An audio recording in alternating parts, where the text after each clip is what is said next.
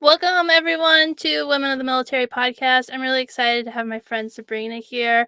She is let me find my notes. She is I didn't write down your actual title, but she works for Military Mentors and she uh has really inspired me to learn more about mentorship. I was having a conversation with my husband last night about, the military is like, you need to be a mentor and you need to find a mentor, but a lot of times or almost always they don't really tell you what that means. They're just like, "Go do it." And so actually Sabrina and I were talking about how often the word mentor gets used incorrectly. So I wanted to have her on so that we could talk about mentorship and what it is, how to find a mentor, how to be a good mentee, and then what it means to be a mentor. And so we're going to cover a lot of different stuff about mentorship and just hopefully it'll help clarify a few things and help you find a mentor or be a mentor for someone else. So thanks so much for being here. Yeah, I'm super, super excited. I think like one to talk about mentorship, but also just as your friend, it feels this feels very special to me. So thank you for having me. No problem. Yeah. So let's talk a little bit about who you are.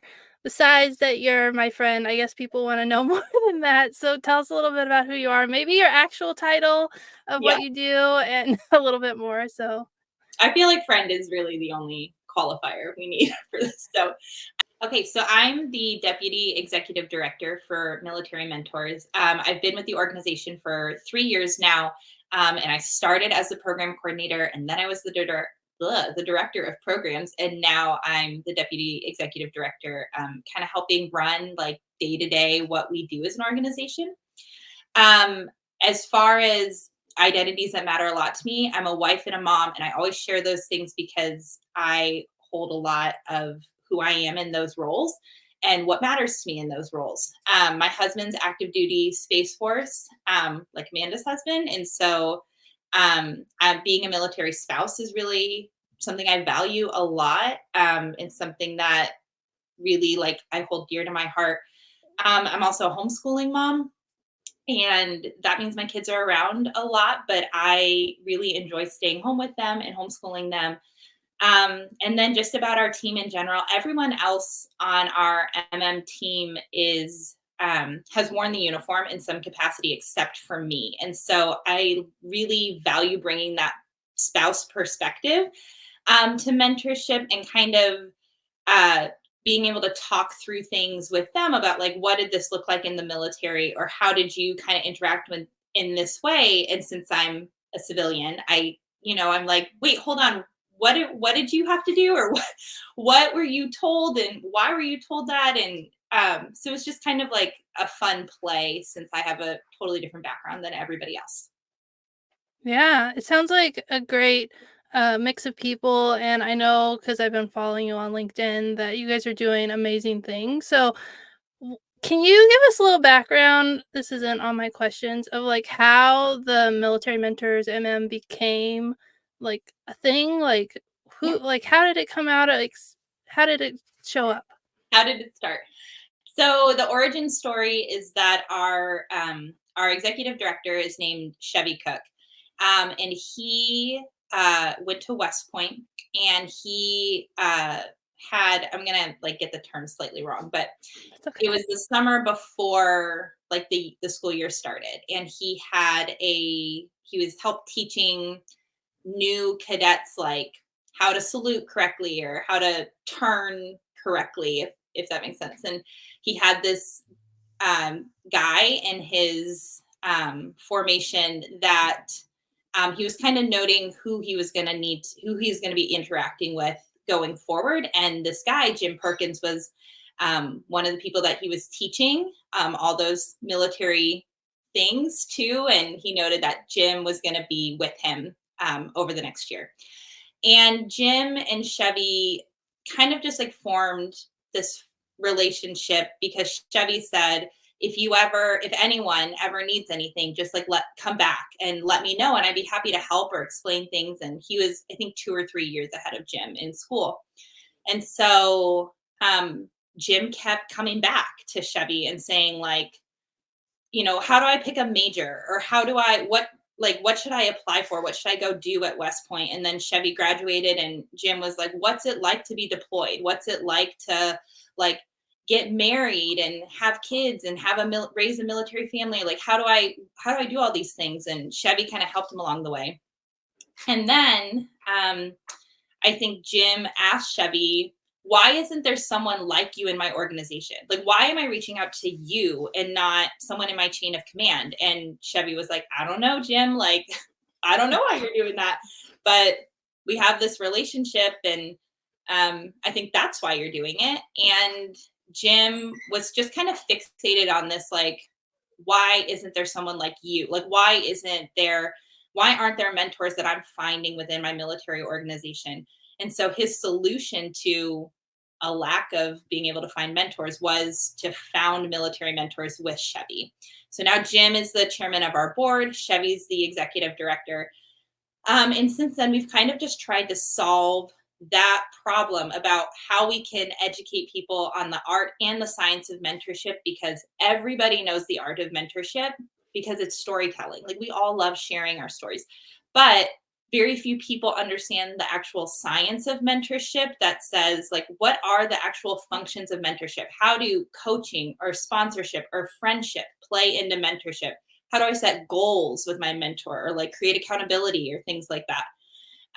So our organization now is trying to kind of address that lack of mentors within an organization, and how we can encourage the military and other organizations to have mentorship cultures, and really value specifically mentorship and how that plays into leadership more broadly.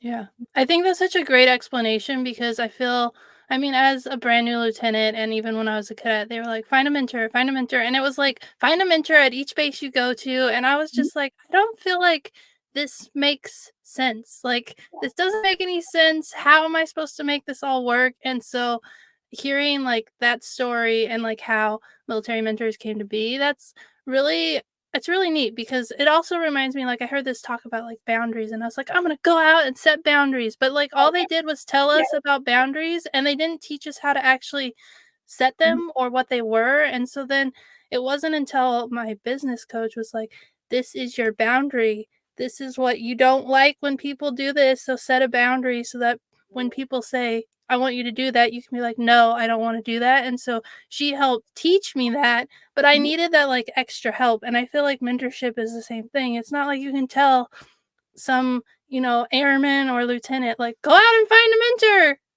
Good Yeah. luck. No, because They're like out there."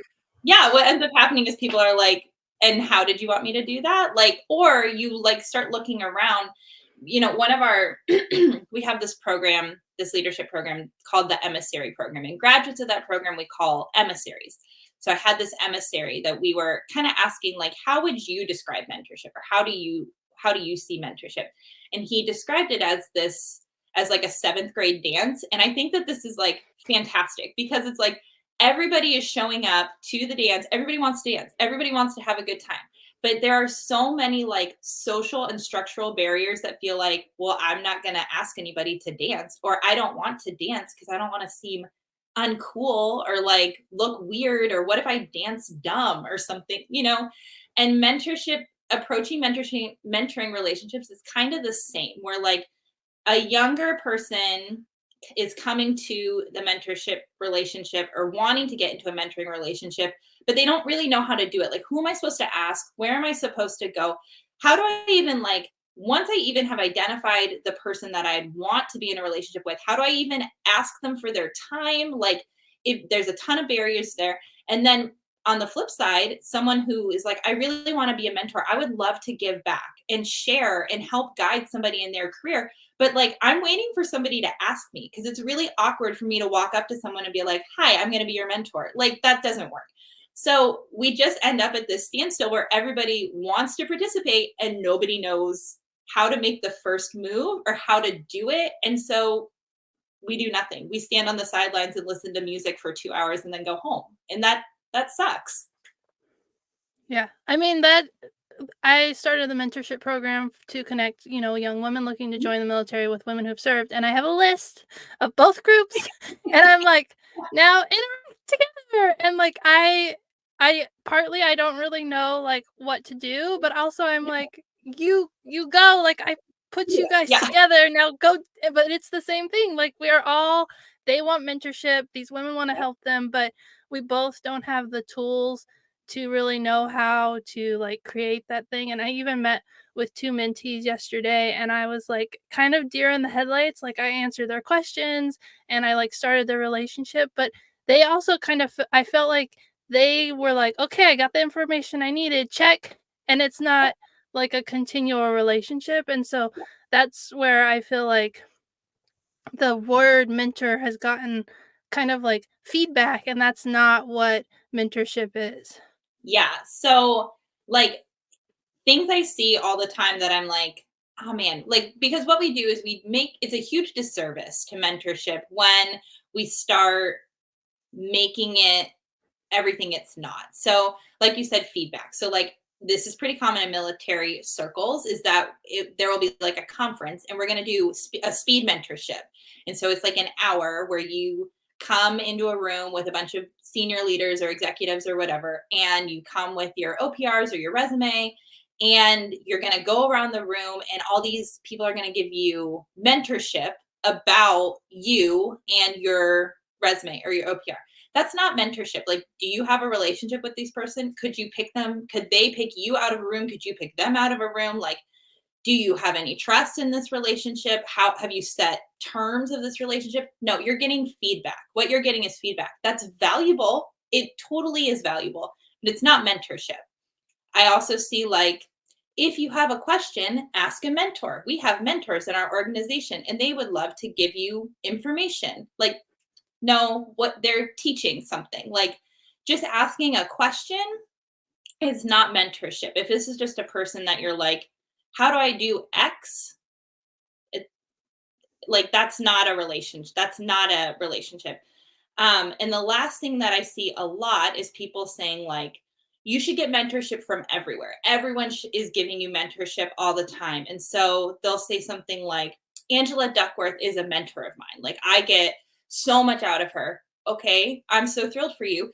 Do you actually like talk to her? Like, do you have she seems like a wonderful person. Like, I'm sure she's an excellent mentor for some people. Are you some of those people? Do you have a relationship with her? Do you set goals with her? Do you have like regular interaction with her? Because if you don't, like, she's a role model for you. She's a hero for you. You admire the things she's doing, and that is so great, but that she's not your mentor. And so I think like when we make mentorship so narrow, so like this is something I've had to unlearn, is that mentorship is just about work. It's just about your career, and those are the only conversations you should be having with your mentor is about work and career. When it's so narrow, our mentorship is so broad that it encompasses everything, we just like lose sight of what mentorship is and what it can do for us, because it's everything and anything and nothing at the same time. Yeah. I actually didn't realize, like, my business coach, she is my mentor, and we've been friends for a long time. I was in her, like, group coaching, and now I'm getting one-on-one coaching, and I, like, text her for advice, but, like, I also know personal details about her life, and she knows about mine, and, like, we have a really strong, like, mentorship relationship where she's, like, always giving me, like, feedback and pointing me in the right direction, but it took years Yes. to build that relationship, and like I'm so grateful that I have it. I'm so grateful that I have her in my life, but I didn't realize when we started like connecting that it was like mentorship that was being like I didn't really realize it. Well, and I think like you said, your business coach is your mentor. Well, that makes a lot of sense, be, especially as you've developed this relationship with her, because in the original science, coaching is a part of mentorship. That is something that occurs as a function of mentorship in the original literature by Kathy Cram from the 80s. Is she identified coaching as one of the 9 functions of mentorship? Friendship is one of the 9. There's career functions and psychosocial functions, and I won't go through all of them, but friendship is part of it, acceptance is part of it, counseling is part of it, protection, visibility, like those are all functions of mentorship that you get when you're in that type of relationship. You get a little bit of coaching, you get a little bit of sponsorship, you also get deep friendship. Like they're not one dimensional mentorship relationships are not one dimensional, and they're also, I know coaching is like sexy right now. Like everybody talks about having a coach, and like it certainly serves a role in our lives. But like my personal preference and my personal push is always finding a mentor who can do all those things for you. Like you don't need to just have a coach and just have a counselor and just have a teacher. Like you can find a mentor who can fulfill a lot of roles for you, and like that's pretty great. Like we all don't have a ton of time to be connecting intentionally with all these different people. But a mentor can, you could have a couple mentors who are filling all these different roles for you, and that might be more enriching on the whole. Yeah. Yeah.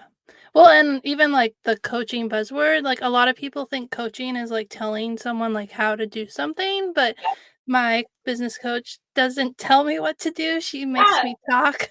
you She ask you makes me questions. talk, and Yeah. she reads my body language, that's, like, one Mhm. of the things she's like, "You're not telling me the truth, you just wiggled in your chair," and I'm like, Yeah. "Oh my goodness." So we learn, like, when I'm uncomfortable, I, like, move around a lot, and Mhm. so she, like, knows me on, like, an intimate, deep level, and she can, like, sometimes tell me things that I can't even tell myself because I'll Yeah, tell her the answer, and she's like, "You just moved, you're not telling the truth." that was And not true. Yeah. yeah. And so Yes. it's been really interesting, but, like, it's that deep personal relationship, like, she knows from my body language how I'm feeling. She, like when I went to the last meeting, she's like, "Oh, you're happy and bright. Last time you were, like, everything you're Yeah. slouching," and so she can tell so much about me, and so I think Yeah. that's another, like a whole 'nother topic of, like, how coaching has become, like, this buzzword thing, and a business coach doesn't tell you how to do it. They Mhm. listen to you, and they help you discover what you're passionate about and what you wanna do, which is the same thing with mentorship. It requires a lot of listening and not telling, right? Yes, and but I will say, like, just from a definition standpoint, I'll use our organization's definition of mentorship, which is a long-term developmental relationship that is reciprocal yet asymmetric. So I think just to define terms, long-term means 6 months to a year or longer. The longer you're in a mentoring relationship, the more it bears fruit. But like you really want to crest that 6 month point. Um, to really be approaching like a mentoring relationship. Developmental means we grow, we change, we're adaptive. Like this is how we get better as people and as adults. Reciprocity means that we both participate and we both are getting something out of it. And I think that's probably where the biggest distinction, one of the big distinctions between coaching and mentoring is that coaching is a lot of you asking me questions and I give you answers, right? Right. Like you're trying to draw something out of me by asking me a bunch of questions and I'm responding to that. Mentoring means we're going to go back and forth. We're going to we're going to have a lot of play in what we're talking, how we talk through things and how we structure that conversation. You're going to talk a little bit about your experience or like how you got to where you are. Like, yeah, when I was making this big decision, I thought through these three things. And would you think through three similar things, or do you have other criteria that you're thinking through? We're going to have a lot of back and forth because reciprocity is really important in mentoring relationships. And then the last part of our definition of mentorship is asymmetric, and that means asymmetry means learn is for us is about learning. And it's whomever is doing the most learning in a mentoring relationship is the mentee. And that is hard for people to accept because we've been kind of conditioned that anybody who's older than us, more senior in an organization than us, farther along the path than us, they are the mentor. And that's not true. We might be talking about something that I'm 5 years younger than you and at the beginning of my career, but I know way more about this than you, and you're doing the learning, then you're the mentee. And it doesn't matter that you're older than me, farther along than me, anything else. So, yeah. Yeah, that's really good things to think about, and I love that it's like a two people Mhm. conversation and it's not because that really helps you define like what the difference between coaching and mentorship is because a Yeah. business coach is being paid, so they're not the one receiving information, they're trying to help you. And a mentor, it's not I would say, like, it shouldn't be a paid thing, it should be a It should relationship. no. Right, it should not be a paid thing, and it should be a relational thing, and where you're both giving feedback and, like, you're sharing from your experience and things that have worked for you that might help the other person. Totally. Yeah. Yes. And that's why mentorship is, like, so great for both parties because I think you do learn things because I did have a mentorship relationship with a young lady when she was joining the military, and we just, like, talked back and forth, like, we talked on the phone, she would Mhm. text me, and, like, whenever she ran into a problem, she would ask for my advice, and then I was like, "Oh, I don't know the answer, but I know this person," and then we were able to work together, and, like, it really helped her in the early stages, and that's kind of what I saw just, like, happening naturally, but now I'm learning it's just not, like, a natural thing. It was just that we I don't know, we built a rapport and then the trust was there, and then we were able to have that relationship for about, a year or 2. The so I think we, like, really undersell how important chemistry is in these relationships because it's really I mean, chemistry is important in every relationship. Like, they're really important in our friendships, and they're important in our personal relationships with our spouses, but, like, in it, you are being really vulnerable in a mentorship relationship. Like, you're gonna share about things that matter deeply to you or decisions that you are needing to make about work or how that impacts your family. And you have to be willing to be upfront with your mentor about it, or else they can't help you with it. So if you don't have good chemistry with the person who you are mentoring or is the mentee, like it's not really an effective relationship, or it's going to be really hard to build that relationship if you're not willing to, like, if you're not really truly connecting with each other and being intentional about that connection. Yeah. I guess, yeah, the girl that I mentored, we just, like, hit it off and Yeah. kind of became friends, and, because she was joining the military, it was easy for me to help her with her questions, and Yep. we just got along really well, and she was so excited about joining the military, and so it really kinda came naturally. Yes, and I think, like, when I think about the mentoring relationships that I'm involved in now, like, one of the when I have focused on connection, when I've focused on feeling like I feel very comfortable with this person, I feel like I trust what they have to say, but they're also, like, actually listening to me, or they're actually, like, invested in this relationship. I find that the people that I am in a mentoring relationship with are not the people I would have picked, right? They're not the person that I would have thought of when I was like, I want to find a mentor.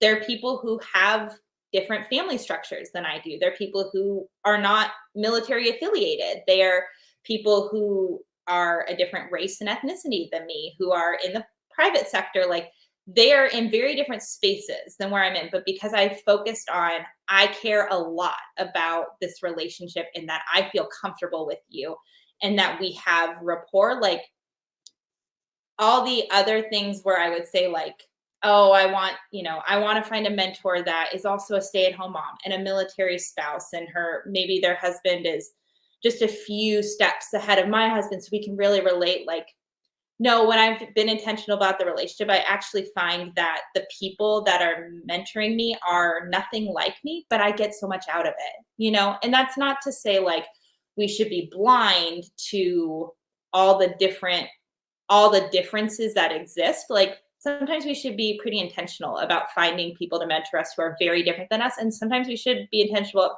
about finding people who are super similar to us. But when you can have more than one mentor, because you can and you should, when you have this, like, uh Chevy, our executive director, talks about it as like a constellation of stars, which I think is really, like, a really pretty way to think of it. When you have this constellation of stars of mentors, then, like, you're able to pull a lot of things from a lot of places and get better advice and get better relationships out of it. Yeah. Okay, so now you've got me convinced I need to find mentors in my life. So, what would you say is like the first step that I need to do as a mentee to start, forming those relationships and finding those mentors? Because the military was like, find your commander. And then we've learned that there's a lot more to it than that. Yeah. So the very first thing is you should figure out what you want. Like, what are you looking for in this relationship, and why do you want to be in this relationship? because that will help guide you better to who than if you just pick a random person.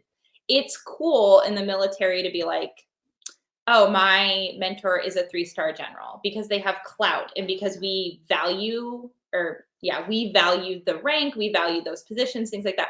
But they might not be the best mentor for you if you're looking for someone who can help you navigate some career decisions. Should I do in residence schooling or should I do it via correspondence so I don't have to move my family? Well, a person who went through in residence schooling as a major 20 years ago, because they're now a 3-star general, they might not have great input for you. Like the culture of the military 20 years ago is very different than the culture of the military now and the decisions we're having to make as leaders of military families. So I don't know, that might not be the best person to mentor you in that. And so I think the first thing you have to do is figure out what you're looking for, why you're looking for it, and then that guides you to who. And oftentimes the best place to start is just a few paces ahead of where you're at. So my husband was looking to find a mentor, and the person he ended up pursuing that relationship with, she's just a few ranks ahead of him,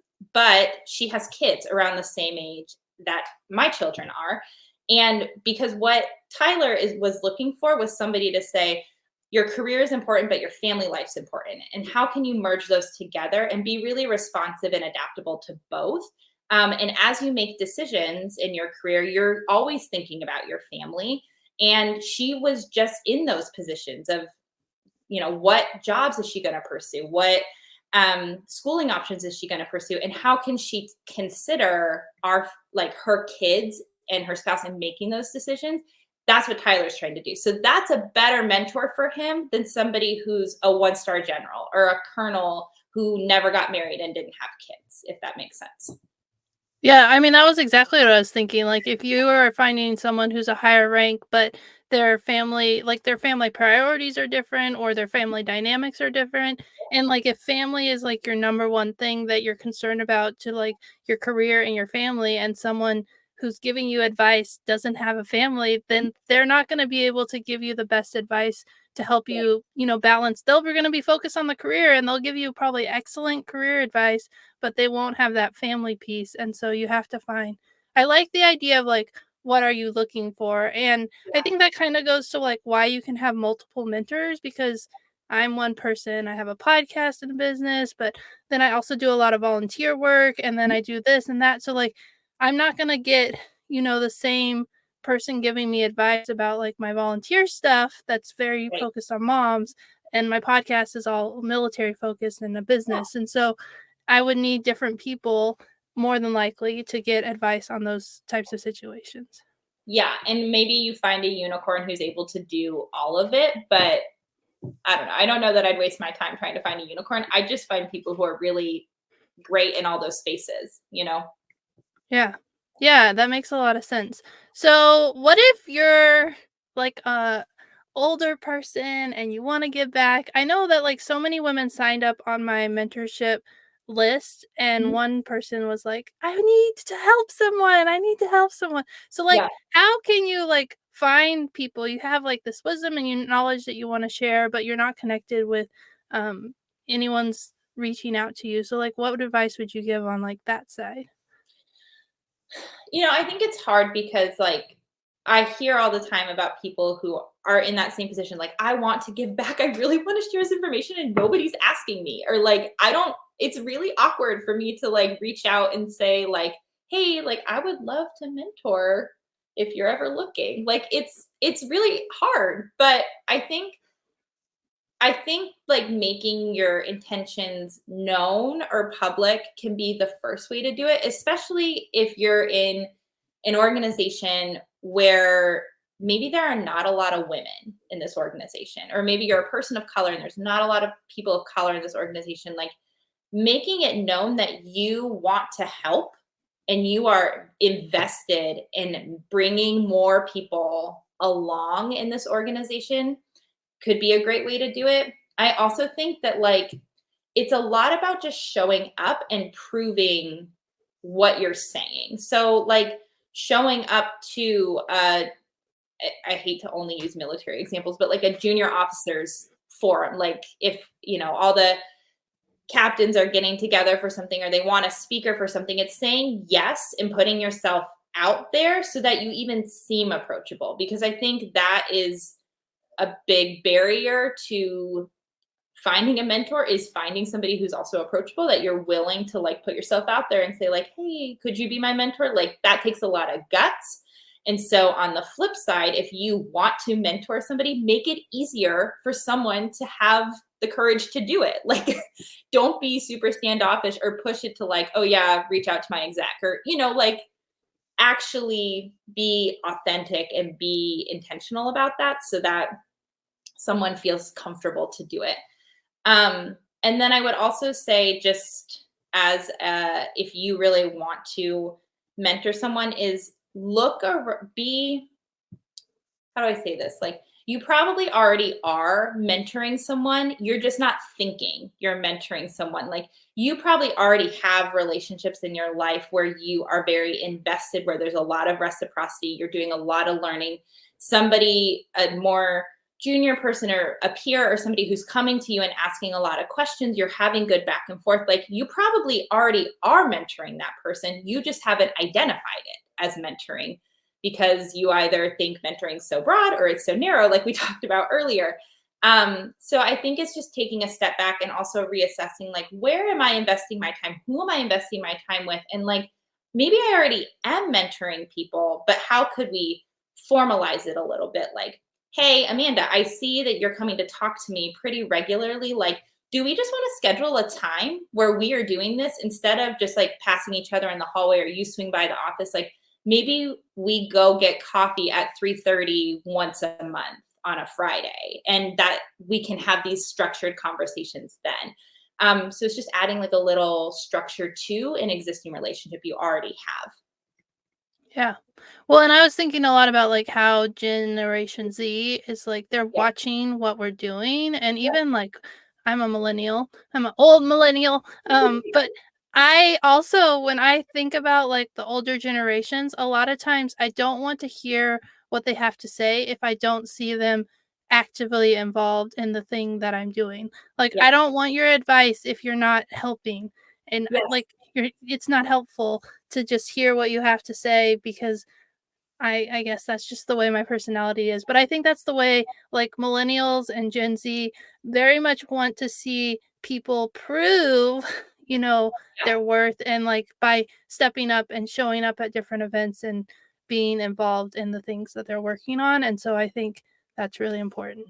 Well, I think even something as simple as like, okay, maybe you are a senior person and you're already mentoring people, but when you schedule it on your calendar, you put it as private.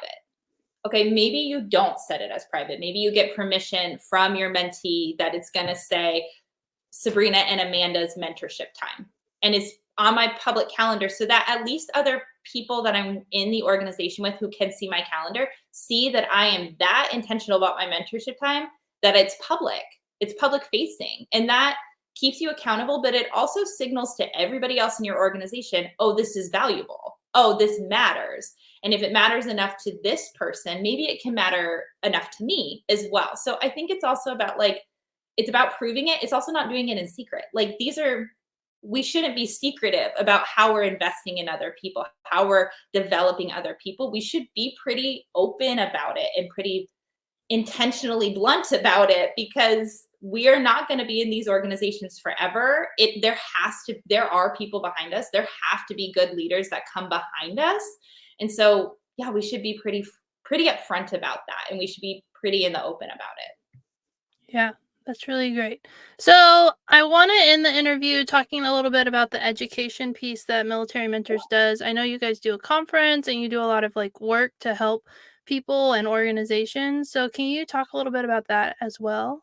Sure. So I didn't say it earlier, maybe I should have, but our mission statement is to elevate, educate, and facilitate mentorship for the military and beyond. And part of the work that I think the fact that military is in our name kind of types us into like, oh, you just do work for the military, like active duty military population, and that's not that's not true. So I'm always like trying to think about how we overcome the fact that military is in our name, and that though is our affinity, we're not exclusive about it.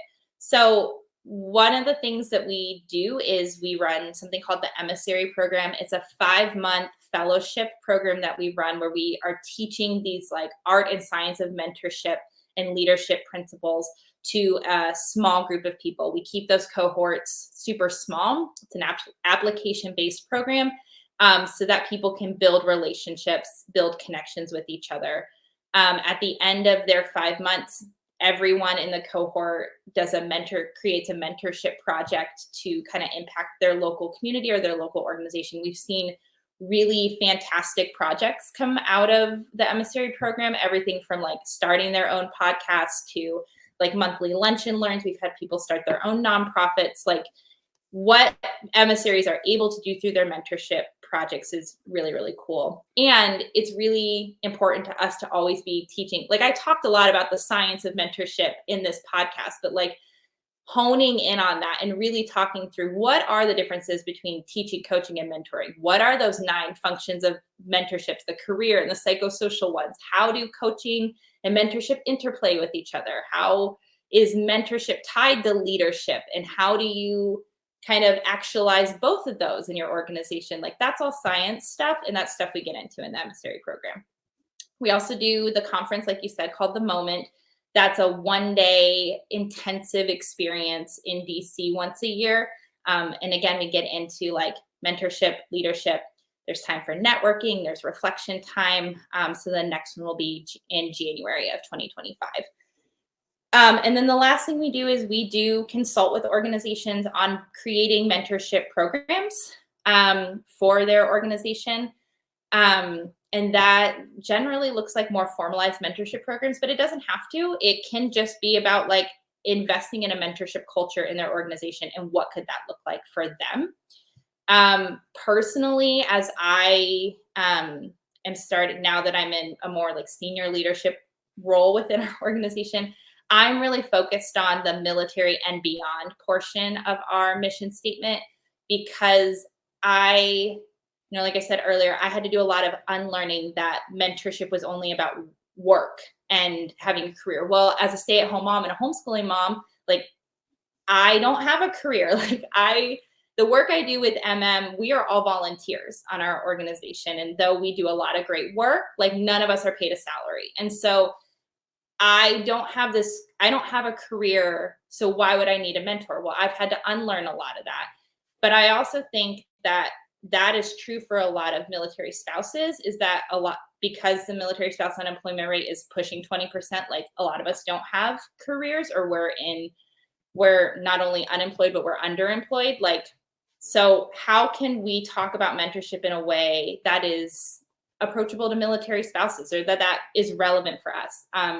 And I think the part of mentorship that is making me most excited right now is this concept of peer mentorship.